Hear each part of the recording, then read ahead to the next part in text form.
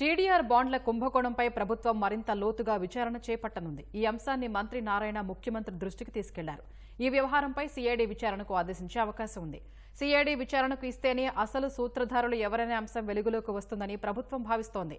TDR బాండ్ల కుంభకోణంలో మాజీ మంత్రి కారుమూరిపై ఆరోపణలు ఉన్నాయి. తనకు టీడీఆర్ బాండ్ల కుంభకోణం జరిగిన తీరును మంత్రి నారాయణ సీఎం చంద్రబాబుకు వివరించారు. ఈ వ్యవహారం కోర్టులో ఉండడంతో ప్రభుత్వం న్యాయ నిపుణులతో సంప్రదింపులు చేస్తోంది. తనకు మున్సిపాలిటీలో 754 కోట్ల రూపాయల మేర బాండ్లు జారీ చేసినట్టు పురపాలక శాఖ, అవినీతి నిరోధక శాఖలు గుర్తించాయి. మొత్తం 691 కోట్ల రూపాయల మేర అక్రమాలు జరిగినట్టు ఏసీబీ గుర్తించింది. బాండ్ల జారీకి అనుసరించిన విధానంపై ప్రభుత్వ వర్గాలు ఆశ్చర్యం వ్యక్తం చేస్తున్నాయి. స్థల సేకరణ సమయంలో ఎకరాల్లో గుర్తించి బాండ్ల జారీకి చదరపు గజాల్లో స్థలం లెక్కించినట్టు ప్రభుత్వం గుర్తించింది.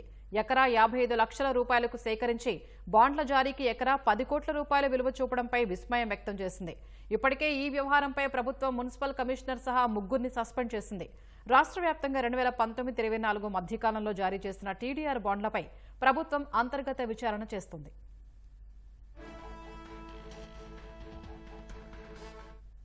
ఇదే అంశంపై మరింత సమాచారం మా ప్రతినిధి ధనుంజయ్ అందిస్తారు.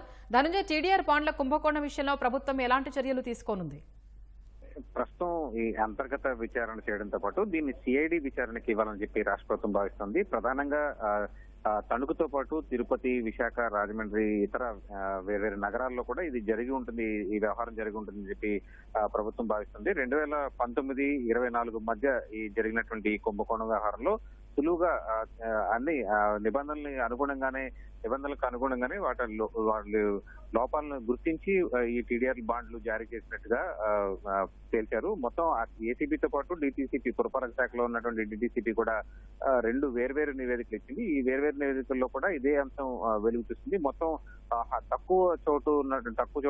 తక్కువ విలువ ఉన్న చోట ఈ స్థలాలను సేకరించి ఎక్కువ విలువ ఉన్న చోట ఈ బాండ్ల జారీకి వినియోగించారన్నది ప్రధానంగా అభియోగంగా తెలుస్తోంది. మొత్తం 27.96 ఎకరాల మేర సేకరించారు. తణుకు ప్రధానంగా ప్రస్తుతం ప్రాథమిక నివేదిక ప్రకారం తణుకులో దాదాపుగా 27.96 ఎకరాలని 2 కుటుంబాల నుంచి సేకరించారు.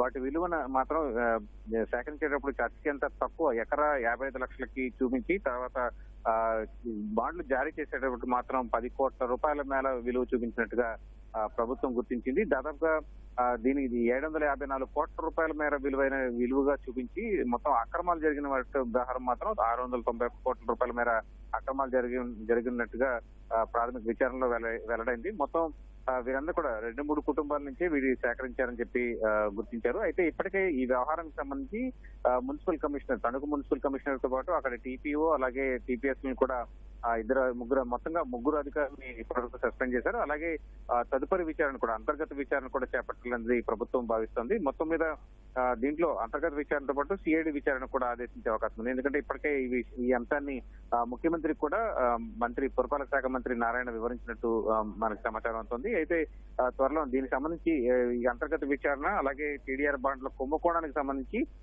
మొత్తం సిఐడి విచారణకు ఆదేశించాలని చెప్పి రాష్ట్ర ప్రభుత్వం భావిస్తోంది. ధన్యవాదాలు ధనంజయ్.